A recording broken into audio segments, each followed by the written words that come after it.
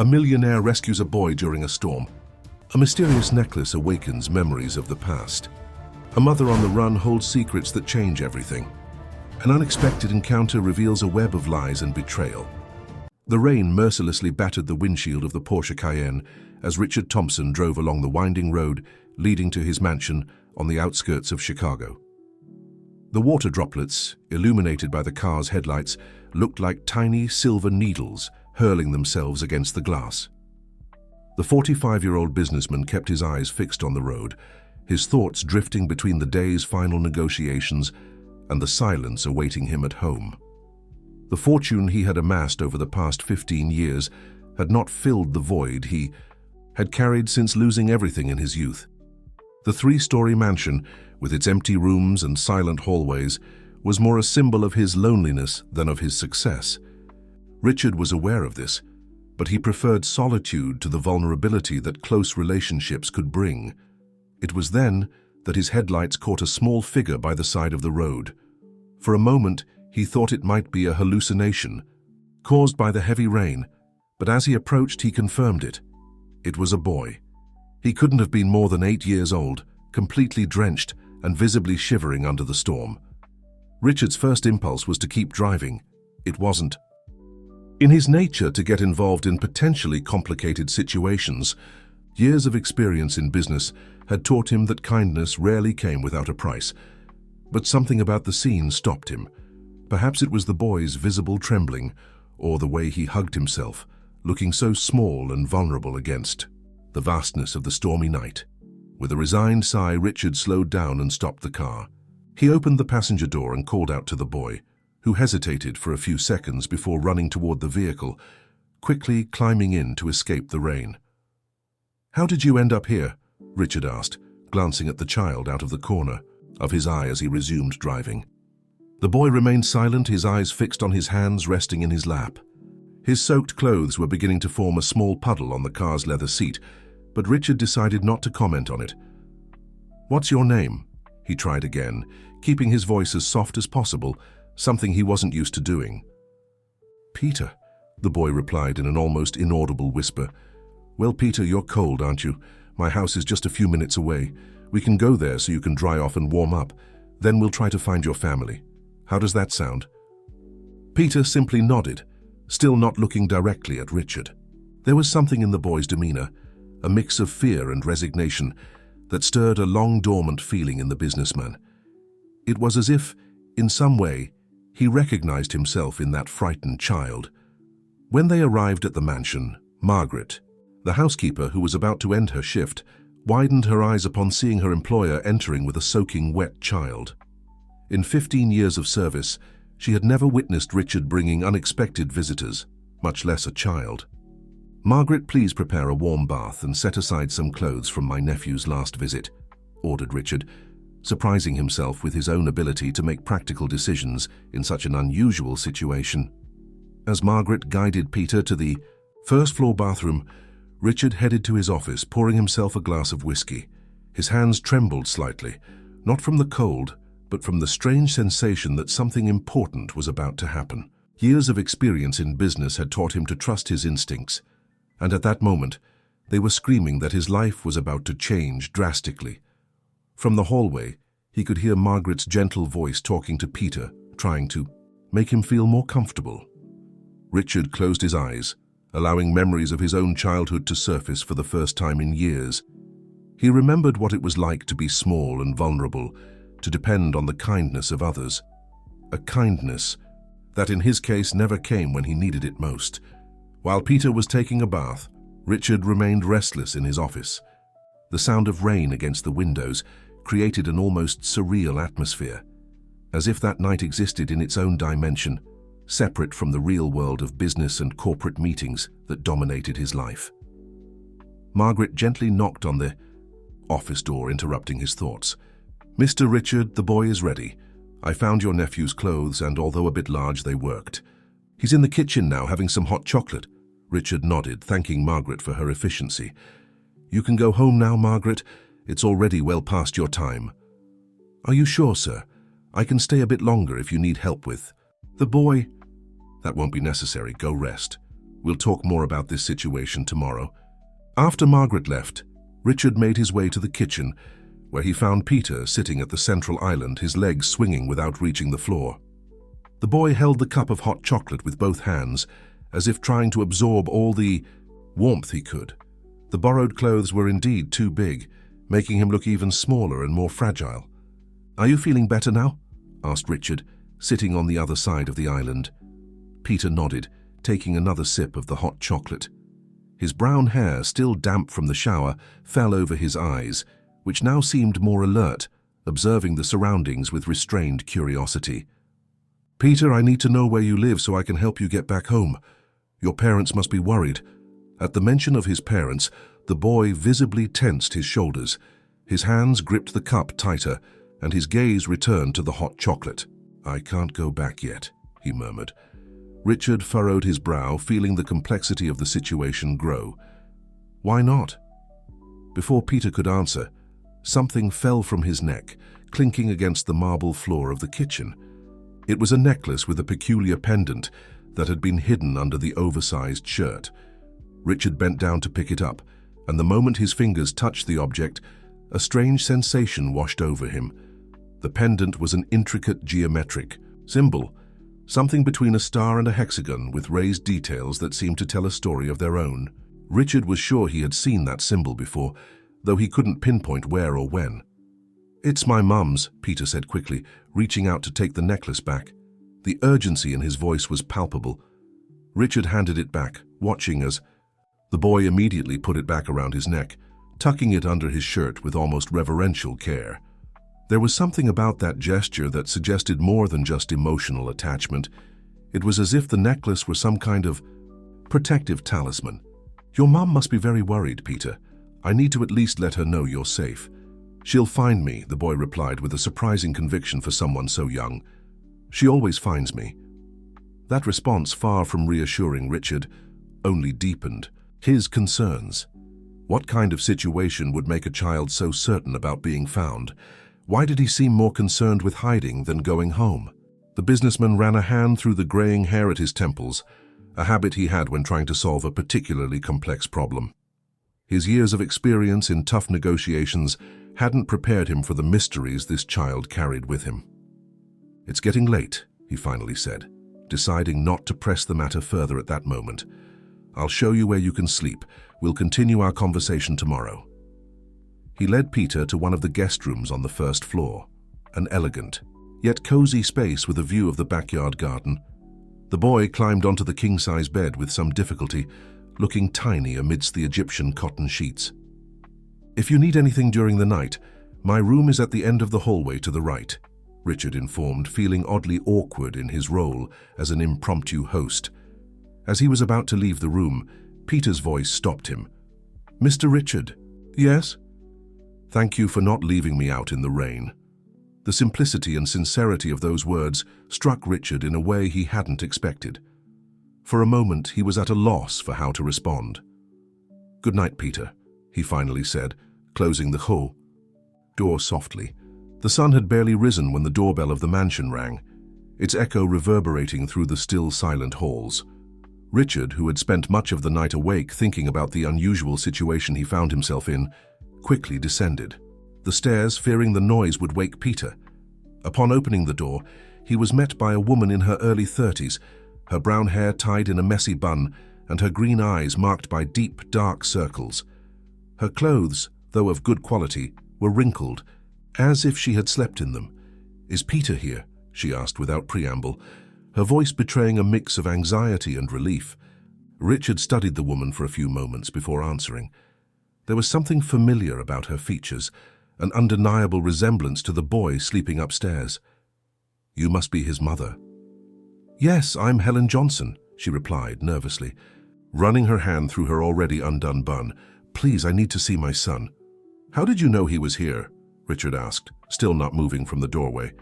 Helen hesitated for a moment, her fingers unconsciously touching something under her blouse collar, a movement that didn't go unnoticed by Richard. "I have my ways," she replied vaguely. "Please, sir." "Richard Thompson," he introduced himself, finally stepping aside to allow her entry. Helen entered the mansion, her eyes quickly scanning the luxurious surroundings, but her attention was clearly focused on finding her son. Richard watched her closely, noticing how she maintained a tense posture, as if ready to react to any threat. "I found Peter last night during the storm," Richard explained as he guided her toward the staircase. "He was alone on the road, soaked. I couldn't leave him there." "I appreciate your kindness," Helen said, her voice softening slightly. "Not many people would stop to help an unknown child." Before Richard could respond, a joyful shout echoed through the hallway. "Mom!" Peter appeared at the top of the stairs, still wearing the oversized clothes, and ran down the steps to throw himself into Helen's arms. The embrace between mother and son was intense, filled with emotion. Helen whispered words of comfort into the boy's ear, while her hands automatically checked to make sure he was okay, a gesture that seemed more like a conditioned reflex than a conscious action. Richard watched the scene with a mix of relief and curiosity. Something about the dynamic between the two suggested that situations like this were not uncommon. The way Peter had said the night before that his mother would find him, the way Helen had appeared without any explanation of how she knew his location, it all pointed to an established pattern of behavior. "Peter, why don't you go to the kitchen for breakfast?" Richard suggested, sensing the need to speak with Helen alone. "Margaret should be arriving soon, and she makes delicious pancakes." The boy looked at his mother, seeking approval, and only after her nod did he head toward the kitchen. Helen watched him until he disappeared down the hallway, and only then did she turn her attention back to Richard. "Mr. Thompson, I don't know how to thank you." "Why were you separated during the storm?" Richard interrupted, his voice controlled but firm. Helen tensed her shoulders again, her gaze turning cautious. "It was an accident. We lost each other during some chaos." "What kind of chaos would leave a child alone on a deserted road during a storm?" "It's complicated," she replied, avoiding his gaze. "We're in a difficult situation. We need to keep moving." "On the run?" asked Richard, watching her reaction closely. Helen met his eyes again, and for a moment Richard saw something beyond fear in her gaze. There was determination, an inner strength that contrasted with her fragile appearance. "You seem like a good man, Mr. Thompson. Please accept my gratitude, and don't ask any more questions. The less you know, the better for everyone."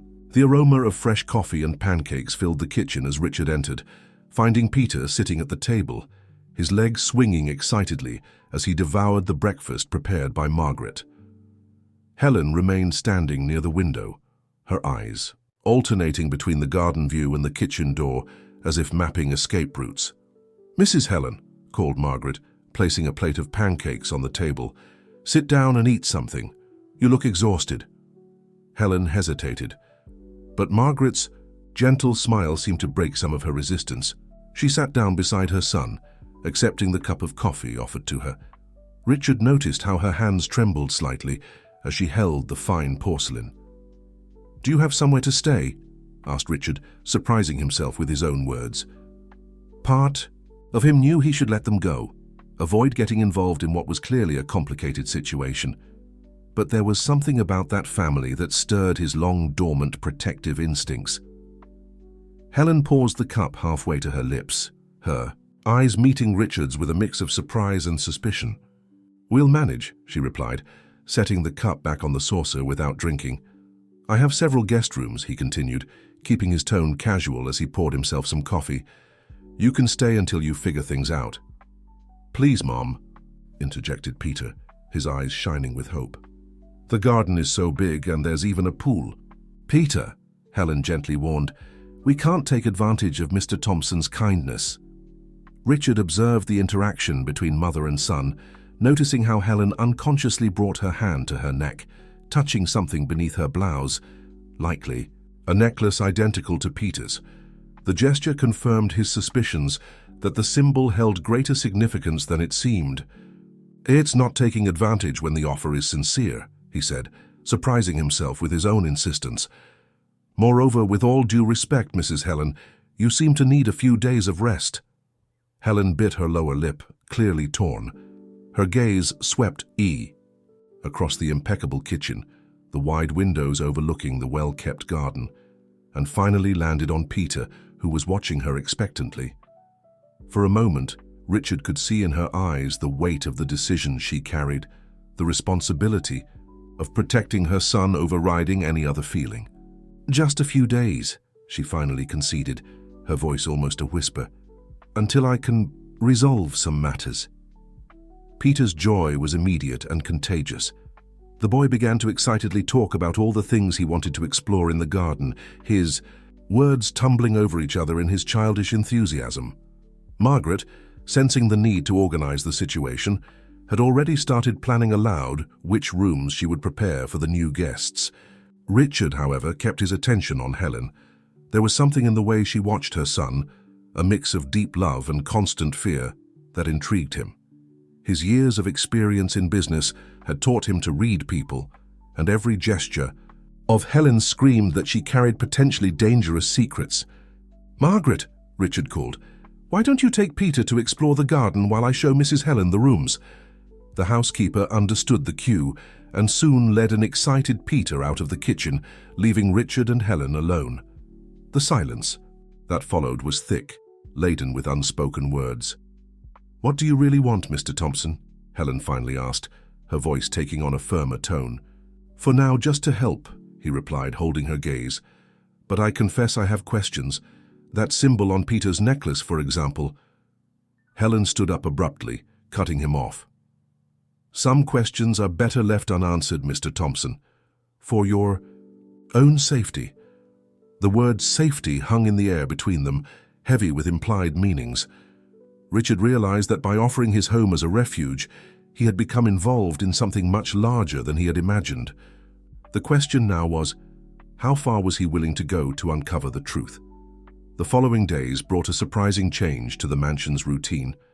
The silence that once dominated the halls was replaced by the sound of Peter's laughter, who had found in the property a private playground. Richard, accustomed to the solitude of his executive life, found himself observing with growing interest the changes his guests brought to the environment. Helen, though still maintaining her cautious demeanor, was beginning to show small signs of relaxation. During meals, which were now served with everyone at the table at Margaret's insistence, she occasionally let slip a smile as she watched her son's excitement. However, Richard couldn't help but notice how she always positioned herself to have a clear view of the entrances and exits of the rooms. On a particularly pleasant afternoon, while Peter played in the garden under Margaret's supervision, Richard found Helen in the library, lost in thought as she gazed out the window. "He seems happy here," Richard commented, causing her to start. "Slightly." "Peter has always been good at adapting," she replied, turning to face him. "Sometimes I wonder if that's a blessing or a curse. It must be difficult, always being on the move." Helen sighed, her fingers automatically reaching for the necklace under her blouse, a gesture Richard had already learned to recognize as a sign of anxiety. "You have no idea. Perhaps I could help if I knew more about your situation," he ventured, keeping his tone casual as he approached the window. "Why are you really helping us, Mr. Thompson?" Helen asked abruptly, her green eyes fixed on him with intensity. "A successful businessman like you surely has more to do than shelter strangers with problems." Richard considered the question for a moment, his gaze drifting to the garden where Peter was now enthusiastically showing something to Margaret. "Maybe I'm tired of the silence," he finally replied. "Or maybe there's something about you that reminds me of something I lost a long time ago." The sincerity in his voice seemed to touch something in Helen. She relaxed her shoulders slightly, allowing herself to sit in one of the library armchairs. "Sometimes I wonder how we got to this point," she said, more to herself than to Richard. "There was a time when I believed I had everything under control, you know. And then one day, I realized I was caught in a web much larger than I imagined." Richard sat in the opposite armchair, maintaining a respectful distance. "And the symbol on the necklace, what role does it play in this story?" Helen tensed again, but before she could respond, they were interrupted by Peter, who came running into the library. "Mom, Mr. Richard? I found an amazing spot in the garden," he exclaimed, his eyes shining with excitement. "There's an old treehouse. Can I play there?" Please? Peter, we shouldn't— The treehouse, interrupted Richard, a nostalgic smile appearing on his lips. I had forgotten about it. It was built for my nephew, but he rarely comes here now. It probably needs some repairs, but if it's safe, I don't see a problem with you playing there. Peter's face lit up with the permission, but Helen seemed hesitant. I'm not sure it's a good idea. Peter has a tendency to hide when he plays, and— I promise I won't hide, Mom, Peter quickly interrupted. I'll stay where Margaret can see me, always. Richard watched the interaction with growing interest. Helen's concern about places where Peter could hide seemed too specific to be just normal maternal caution. There was something more there. Something related to the reason for their escape. How about we make a deal? Proposed Richard, addressing Peter. Early tomorrow I'll call someone to check the treehouse's structure, make the necessary repairs, and if everything is safe, you can play there whenever you want, as long as Margaret or your mum are nearby. What do you think? Peter enthusiastically agreed, but not before casting a questioning look at his mother, seeking her approval. Helen nodded slightly, though Richard could see she still wasn't entirely comfortable with the idea. Now go help Margaret with the afternoon snack, said Helen, giving her son a gentle kiss on the forehead. After Peter left, she turned to Richard. You didn't have to— Please, he interrupted gently. You can just call me Richard, and it's no trouble at all. In fact, seeing this house come to life again has been interesting. The next morning, while overseeing repairs to the treehouse, Richard received a call that made him frown. It was Charles, his trusted investigator, with whom he had worked for years on due diligence for his business acquisitions. I found some information about the symbol you sent me, said Charles, his voice unusually serious. It's the trademark of a company called Vanguard Enterprises. The interesting part is that it was dissolved about 15 years ago, after a series of corporate scandals. Richard felt a chill run down his spine. The name Vanguard Enterprises brought back memories he had worked hard to bury. Who were the top executives, he asked, though he already suspected the answer. The CEO was Alexander Roberts. Does that name ring any bells? Richard closed his eyes for a moment, trying to control the wave of emotions the name stirred. Alexander Roberts had been responsible for the downfall of his family. The man who had turned an empire built over generations into ruins through elaborate manipulations and fraud. There's one more thing, Charles continued. I found records of a Helen Johnson who worked there as a junior financial director at the time. She completely disappeared from the corporate radar shortly after the scandal. The pieces were starting to come together, forming a puzzle Richard wasn't sure he wanted to complete. Could the Helen now in his home be the same one who worked for the company that destroyed his family? From the garden, he could hear Peter's laughter mixed with Helen's voice, who had apparently overcome her initial resistance to the treehouse and was now joining in on his son's play. The scene contrasted sharply with the dark revelations he had just received. I need more information about the time she worked there, Richard finally said, and I want to know everything about Alexander Roberts over the last 15 years. After hanging up the phone, Richard remained in his office, lost in memories. He recalled the day his father, devastated by the loss of everything he had built, had to sell the house where Richard grew up. He remembered the sleepless nights, rebuilding his life from scratch, driven by a mix of determination and a desire for revenge. Richard. Helen's voice brought him back to the present.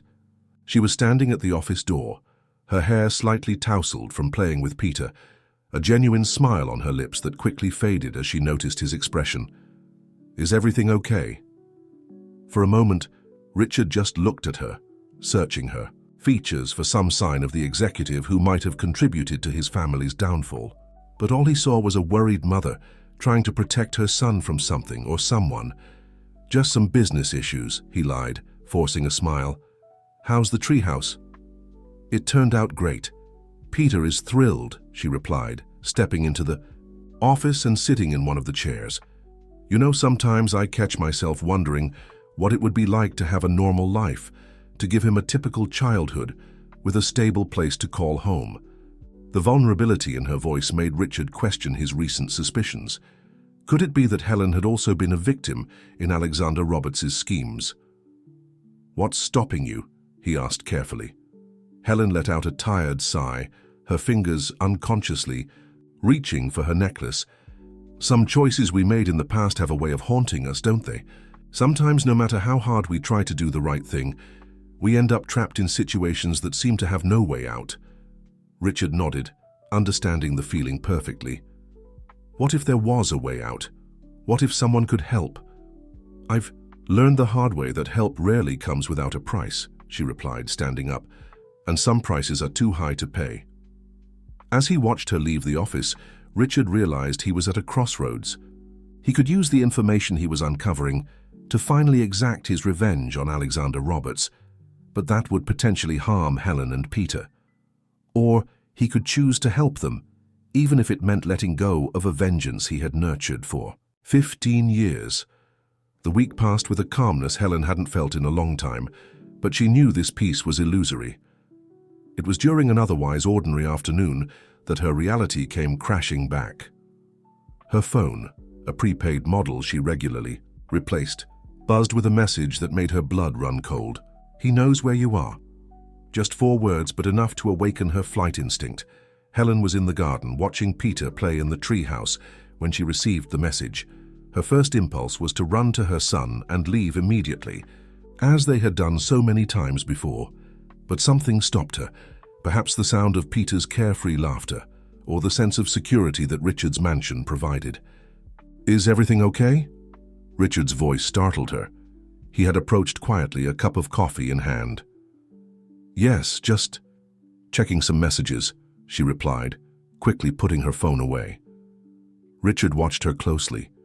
In recent days, he had learned to read the signs of tension in Helen, the way her posture shifted, how her eyes moved restlessly, how her fingers instinctively reached for her necklace. "You know, Helen," he began, choosing his words carefully, "sometimes running isn't the only option."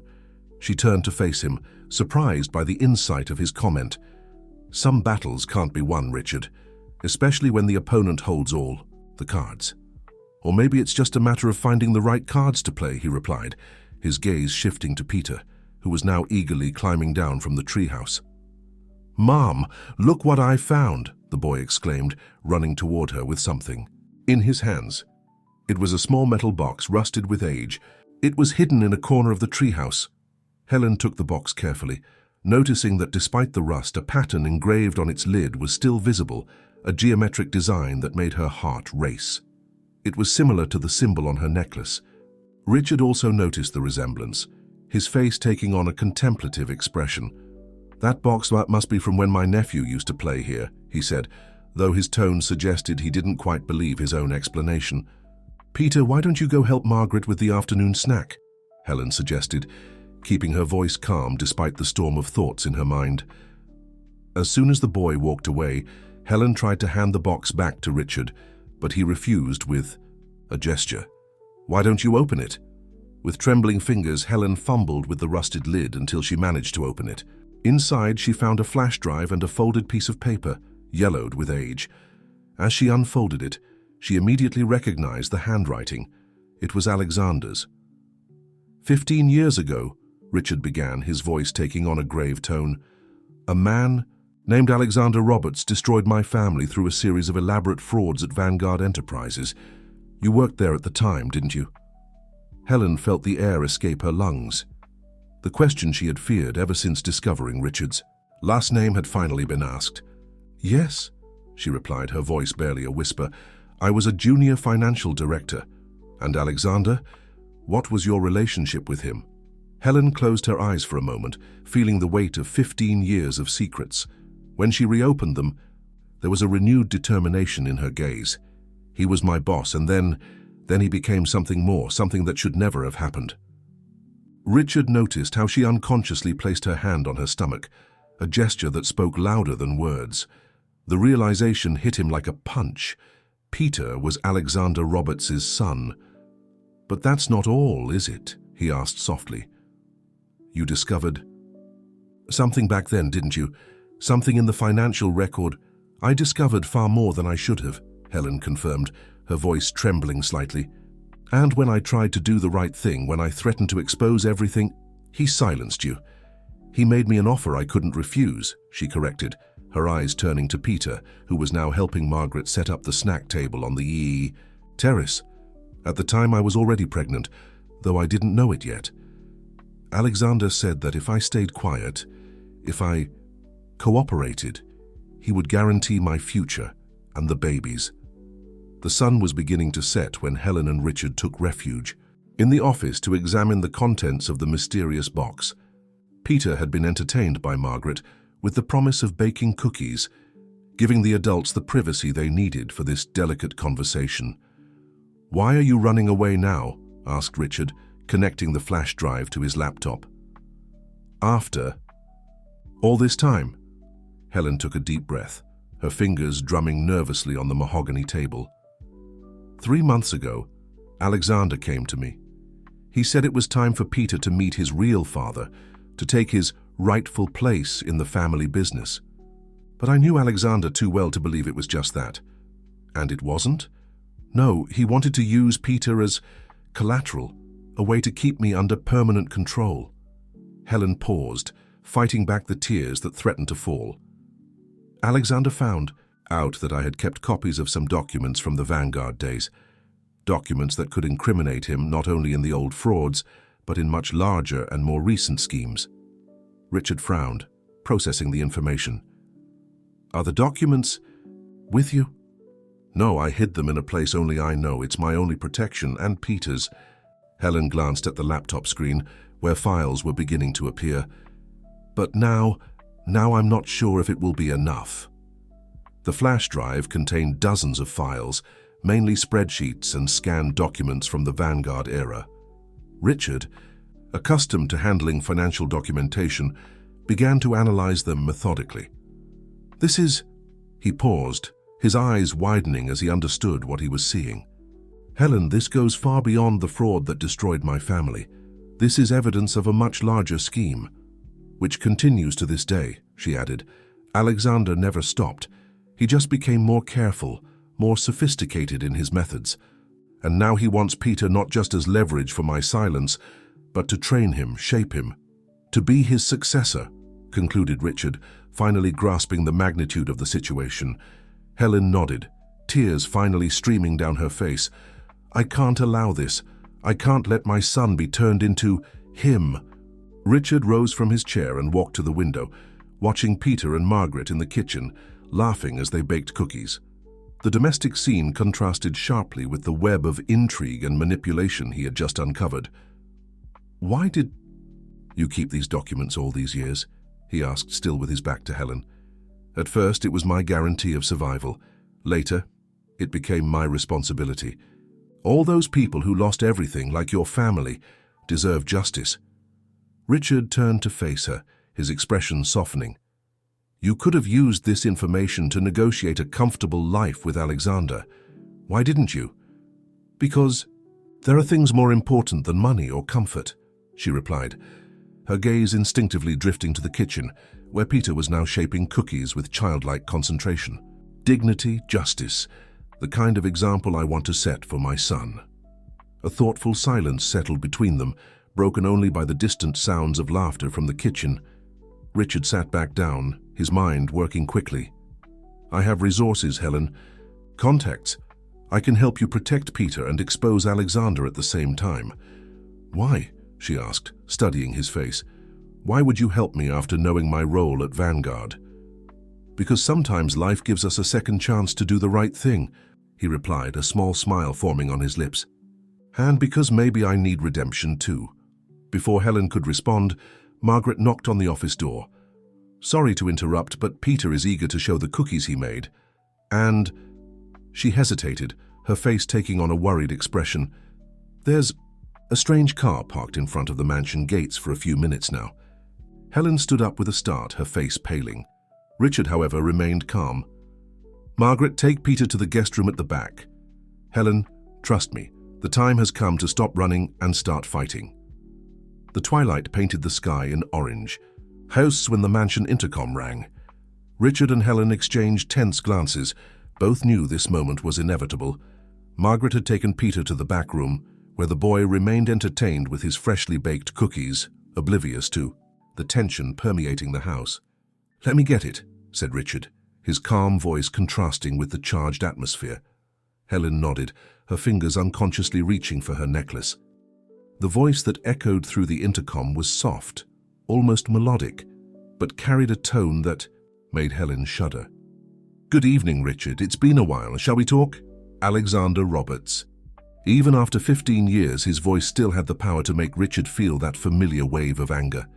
But now, unlike in the past, he was prepared. "Of course, Alexander. Come in." Richard pressed the button to open the gates, turning to Helen. "You don't have to be part of this conversation if you don't want to." "No," she replied, straightening her shoulders. "No more running. I need to face this." Minutes later, Alexander Roberts entered the main room of the mansion. At 60, he still carried the same elegant posture and calculated smile that Richard remembered. His eyes, however, revealed a coldness. That time had only intensified. "What an interesting gathering," Alexander commented, his gaze sweeping the room before landing on Helen. "Long time no see, darling. I see you've found a new protector." "She doesn't need protection, Alexander," Richard replied, keeping his voice steady. "In fact, you're the one who should be worried." Alexander laughed, a humorless sound. "Always straight to the point, aren't you, Richard? Just like your father. He also thought he could take me on. We know how that ended." "Things are different." "Now," Helen interjected, her voice firmer than she expected, "we have proof of everything." Alexander's smile faltered for a nearly imperceptible moment. "Proof? Of what exactly, Helen? Of legitimate corporate decisions made 15 years ago, or perhaps of financial arrangements too complex for a frightened junior director to understand?" "Proof of your schemes, Alexander," replied Richard, walking over to his laptop. "Both the old and the current ones. Helen has kept more than you imagine, and now with my resources and connections we can use this information properly." "And what do you intend to do?" asked Alexander, his voice taking on a dangerously soft tone. "Destroy my reputation? Risk my son's future?" "He is not your son," Helen burst out, stepping forward. "Peter is my son. You never cared about him, only about what he represents, a way to control me, to perpetuate your legacy of manipulation and lies." Alexander narrowed his eyes, all pretense of civility vanishing from his face. "Do you really think you can stand up to me, Helen? That your new rich friend can protect you? I built you. I know all your secrets, all your weaknesses." "No, Alexander," interrupted Richard, his voice sharp. "You don't. Because Helen's greatest weakness has always been her fear of you. And now, that fear is gone." With a deliberate motion, Richard turned the laptop screen, displaying a series of scanned documents. "Recognize these? They're the original records of Vanguard's transactions. But not just that. We also have evidence of your current operations. All of them." Alexander's face paled slightly as he recognized the documents. "Impossible. I destroyed all the records myself." "Not all," said Helen, removing her necklace and opening the pendant with a soft click. From inside, she retrieved a tiny memory card. "Some things need to be kept close to the heart to preserve our humanity." "You wouldn't do this," said Alexander, his voice betraying a slight tremor. "Think of the scandal, the impact on Peter's life." "It's exactly him I'm thinking of," replied Helen, "about giving him a chance to grow free from your influence, to be his own person." Richard stepped forward, standing beside Helen. "We have two options, Alexander. You can leave here now, renounce any claim to Peter, and never come near him or Helen again.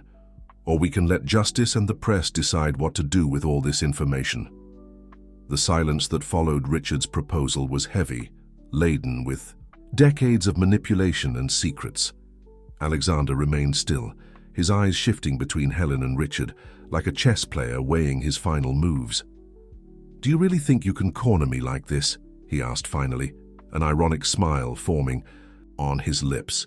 "That you can simply erase 15 years of history with a few threats?" "We're not trying to erase anything," replied Helen, her voice steady. "We're trying to stop you from manipulating the future as you've manipulated the past." At that moment, a noise from the hallway caught everyone's attention.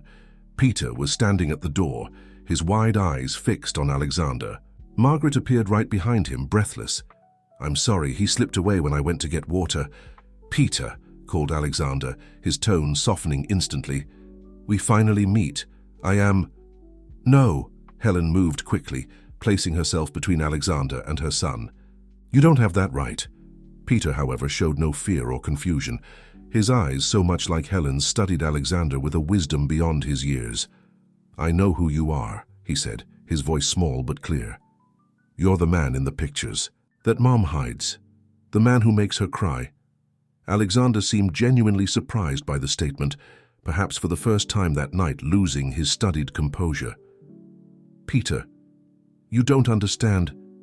"Yes, I do," interrupted the boy, stepping toward his mother and holding her hand. "Mom taught me that some people are like wolves in sheep's clothing. They seem nice on the outside, but inside they only want to hurt." Richard observed the scene with a mix of admiration and surprise. The boy, who had been carelessly playing in the treehouse hours earlier, now displayed an impressive maturity, undoubtedly the result of Helen's experiences and teachings.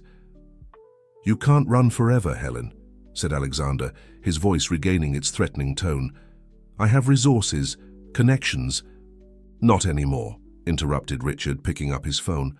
"While we were talking, my legal team was already sending all the documentation to the appropriate authorities. Your contacts won't risk their own reputations to protect someone about to fall." Alexander's face twisted into a mask of fury.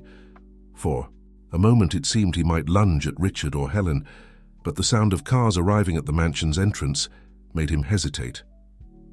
"Your lawyers should already be on their way," Richard continued. "I suggest you meet them and start planning your defense. You have exactly 1 hour to decide: accept our terms or face the public consequences of your actions." Alexander adjusted his tie in an automatic gesture, trying to regain his composure. "This isn't over," he said, heading for the door. At the last moment, he turned to Peter. "One day you'll understand, son. Everything I did—" "He's not your son," interrupted Helen, her voice filled with emotion. "He never was. A real father protects, loves, cares. You only know how to use and manipulate." When Alexander finally left, the silence that followed was different from before. It was a silence of relief, of chains being broken. Peter ran to hug his mother, burying his face in her waist. "Sorry for leaving the room, Mom," he murmured. Helen knelt down, hugging her son tightly. "It's okay, my love. You were very brave." Richard watched the scene with a lump in his throat, realizing that his quest for revenge had turned into something much bigger, a chance for redemption, not just for himself, but for Helen, and most importantly, an opportunity to secure a better future for Peter. "What happens now?" asked Peter, looking between his mother and Richard. "Now," replied Richard, a soft smile forming on his lips, "now you can finally stop running." The hours following Alexander's departure were intense. Lawyers came and went from the mansion, documents were reviewed, important phone calls were made. Amid all this chaos, Peter finally fell asleep on the library couch, exhausted by the day's events. Helen watched him sleep, gently stroking his hair. The serene expression on her son's face contrasted with the storm of emotions she was still trying to process. Richard approached quietly, offering her a cup of tea. "The lawyers just left," he said in a low voice so as not to wake Peter. Alexander accepted the terms. He will sign an agreement renouncing any rights to Peter and committing to keeping his distance. In return, we will keep the latest evidence confidential. Helen nodded, absorbing the information. "It feels surreal after so long on the run." "There's still a lot to be done," Richard continued, sitting in the chair across from her. "But the most important thing is that you're safe now." "How can I thank you?" asked Helen, her eyes meeting Richard's. "You not only took us in, but risked everything to help us." Richard smiled softly. "You know, for 15 years, I lived focused on one thing: revenge. I built an empire, amassed power and influence, all thinking about the day I could destroy Alexander. But when that moment finally came, I realized there was something more important." "What?" "Doing the right thing. Not for revenge, but for justice, for a better future. Her gaze rested on Peter, who stirred slightly in his sleep. He reminds me so much of how I was at his age, before I lost everything, before I became what I am today. Helen reached out, gently touching Richard's arm.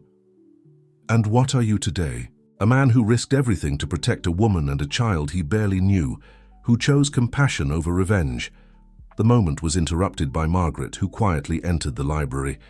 The rooms are ready, and I've prepared something light for you to eat whenever you'd like. Thank you, Margaret, Helen smiled, for everything, including taking such good care of Peter during the confrontation. That boy is special, Margaret replied, her affectionate gaze settling on the sleeping child. He has a wisdom that only children who've been through a lot can possess, but he also has a joy, a purity that not all the hardships could take away from him. Richard noticed how Helen's face lit up at Margaret's words. It was true. Despite everything they had been through, she had managed to preserve Peter's innocence and goodness. Perhaps that was her greatest triumph over Alexander. I'll take him to his room, Helen said, standing up. But before she could pick Peter up, Richard stepped forward. May I? He asked softly. With Helen's nod, he carefully picked up Peter in his arms. The boy instinctively settled in without waking up. As they climbed the stairs, Helen by his side, Richard felt something shift within him. The mansion, which for so long had been just a symbol of his solitary success, seemed to come alive. The once silent hallways now echoed with recent memories of laughter, conversations, and shared moments. As they laid Peter in bed, the boy briefly opened his eyes. Uncle Richard, he murmured sleepily. Yes, Richard replied, surprised by how the title affected him emotionally. Can we make more cookies tomorrow? Richard smiled, adjusting the blanket over him. Of course, all the cookies you want. Helen watched the scene from the doorway, her eyes misty. When Richard joined her in the hallway, she held his hand. Thank you, she whispered. Not just for today, but for giving us a chance to start over. Everyone deserves that chance, he replied, gently squeezing her hand. Including me. From the room, they could hear Peter's soft, steady breathing, a constant reminder that sometimes new beginnings come in the most unexpected moments and forms. For Helen, it meant finally being able to stop running. For Richard, it was the discovery that his mansion could be much more than a symbol of success. It could be a home. The next morning brought a different atmosphere to the mansion. The spring sunlight streamed through the windows, illuminating the rooms with a brightness that seemed to symbolize the start of a new chapter. In the kitchen, Peter was already up, eager to fulfill the promise of making more cookies. Easy there, little one, Margaret laughed, gathering the ingredients. First, a proper breakfast, then the cookies. Helen walked into the kitchen, looking more rested than she had in weeks. There was something different about her demeanor, a lightness as if a great weight had been lifted from her shoulders. Good morning, my loves. Mom, Uncle Richard said we can live here, exclaimed Peter, his voice overflowing with excitement. Can we get a dog? Margaret said there's plenty of space in the garden. Helen raised her eyebrows, surprised. Peter, we shouldn't. Actually, interrupted Richard, entering the kitchen, I'd really like to make that invitation official. He poured himself some coffee, carefully choosing his words. The mansion is too big for one person, and you've brought life to this place. Richard, Helen began, your generosity has already gone beyond what we could have expected. We can't. Yes, you can, he gently interrupted. In fact, it would be a favor to me.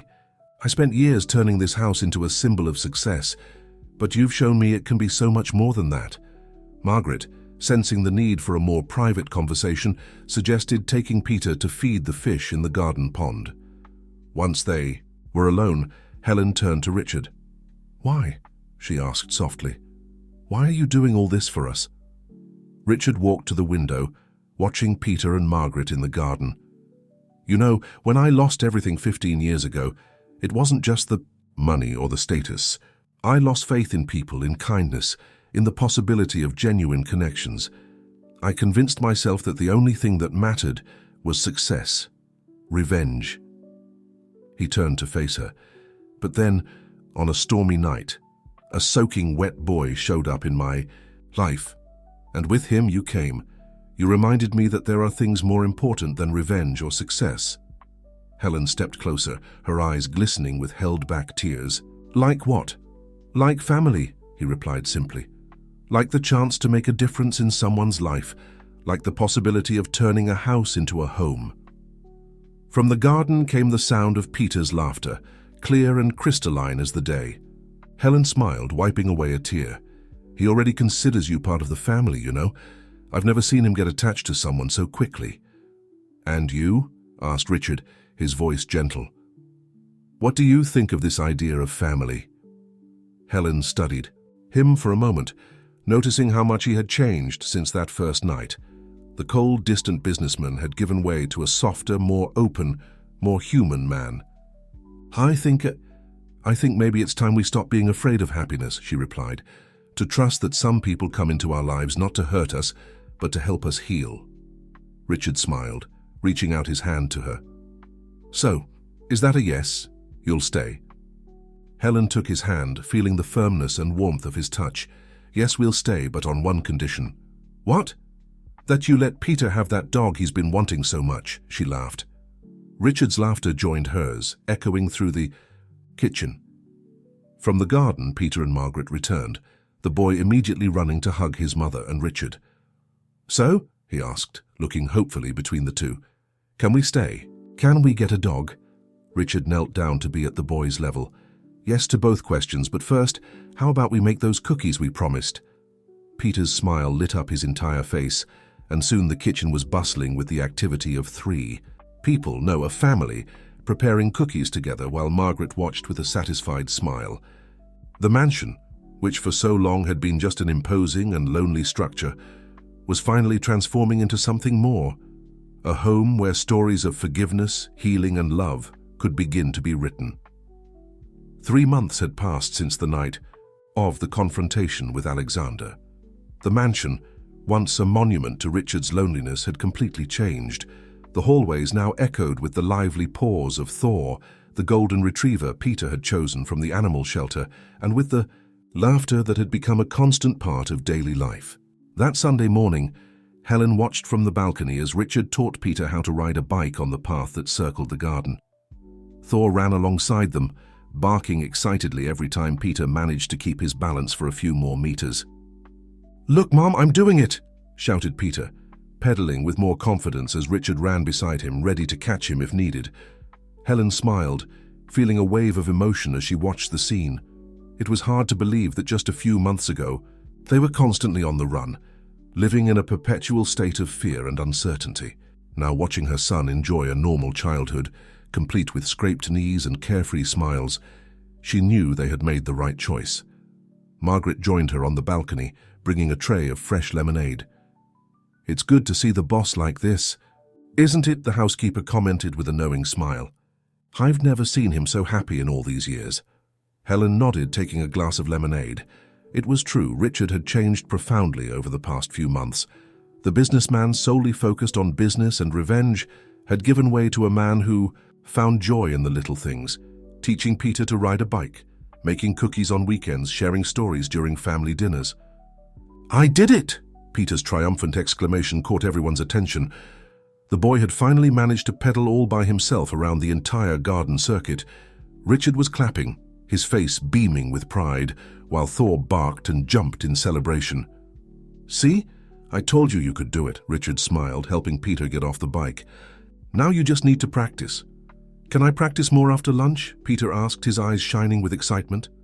"First, lunch and a good rest," Helen intervened, coming down the porch steps to join them. "Then you can practice more."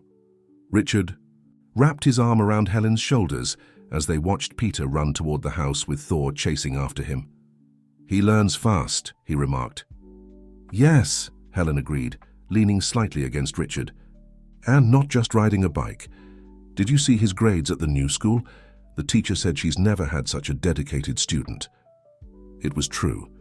Ever since they had settled into the mansion and Peter started attending the local school, he had flourished academically. The stability and security of a normal life had allowed him to focus on just being a child, without the constant weight of fear and uncertainty. "I think we're all learning," Richard said softly. "Learning to trust again. To live without fear, to be a family." Helen turned to face him, gently touching his cheek. "You've changed our lives, Richard." "No," he corrected, holding her hand. "We've changed each other's lives. You and Peter have taught me that there's more to life than professional success and revenge. You've shown me that sometimes the greatest victories are the simplest. A genuine smile, a carefree laugh, the trust of a child." From inside the house, Margaret's voice called them for lunch, followed by the lively rush of Peter and Thor. Helen and Richard exchanged a knowing smile before heading inside. The lunch table, once a lonely place where Richard barely touched, his food while reviewing documents was now the heart of the home. It was where they shared not just meals, but stories, dreams, and plans for the future. Peter was excitedly recounting his adventures at school.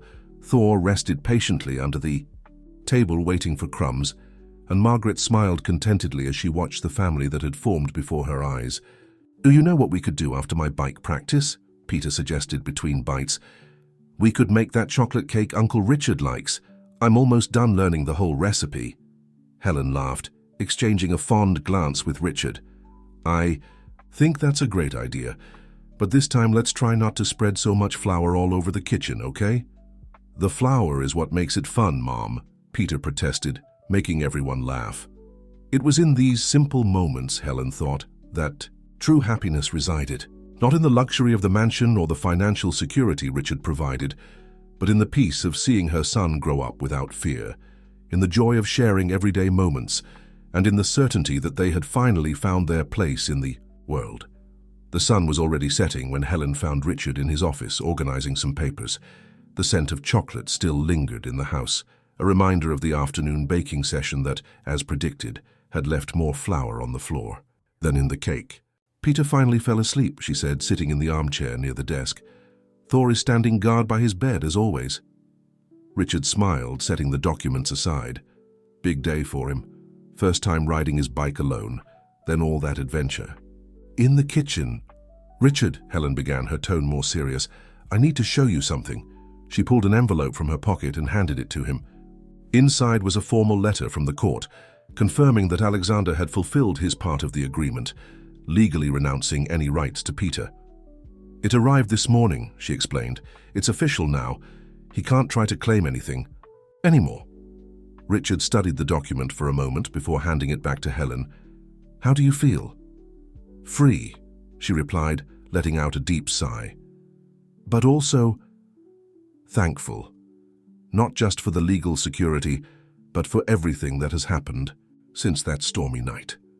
You know, for years I thought that always being on the move was the only way to protect Peter. I barely realized that I was depriving him of putting down roots, of having a true home." "And now?" Richard asked softly. "Now I understand that sometimes you have to stop running to truly protect those we love, that a home is not just a safe place, but a space where we can be ourselves, grow, love." She paused, standing up to walk to the window. The garden was bathed in the last rays of sunlight, Peter's bicycle still visible near the flower bed they had planted together the previous month. "Peter asked me something interesting today," she continued. "He wanted to know if you could legally become his father since Alexander gave up his rights." Richard felt his heart race. "And what did you say?" "I said that was something we would need to discuss all together," Helen replied, turning to face him. "But first, I needed to be sure." "Richard, what are we? This family we've built, is it real or just a convenient arrangement?" Richard stood up, walking over to her. "Helen, nothing in my life has been more real than what we've built here. You and Peter, you've taught me the true meaning of family. It's not about blood or legal documents, it's about daily choices of love and care." "So," Helen hesitated, her voice trembling slightly, "would you consider it? Legally adopting Peter?" "Only if it comes as a complete package," he replied, taking her hands in his. "Helen, I love you. I love Peter as if he were my own son, and if you accept, I would like to make official what we already feel in our hearts." The tears Helen had been holding back finally streamed freely down her face. "I think we've been a family for a while now, haven't we? We were just too afraid to admit it. Richard pulled her into a tight embrace, feeling how perfectly their bodies fit together. From the hallway, they heard a small noise and separated, to find Peter standing at the door, Thor faithfully by his side. "I couldn't sleep," he said timidly. "Can I stay with you for a little while?" Helen extended her arms, and Peter ran into the familiar hug. Richard joined them, wrapping mother and son in his arms, while Thor settled at their feet, completing the picture. "Peter," Richard called softly, "what do you think about making our family official? About me becoming your legal father?" The boy's face lit up with a radiant smile. "You're already my dad, Uncle Richard. We just need to put it on paper." The laughter and tears of joy that followed were the final proof that sometimes life's greatest blessings come disguised as storms. That families are not just formed by blood ties, but by daily choices of love, forgiveness, and courage. As he held Helen and Peter, Richard thought about how his quest for revenge had transformed into something far more precious, a second chance at having a family, at being the person he always wanted to be, at turning an empty mansion into a home filled with love and laughter. And there in the office that had once been his lonely refuge, now a silent witness to so many moments of joy, Richard knew with certainty that he had finally found true success. Not in business or power, but in the unconditional love of a family they had chosen to build together.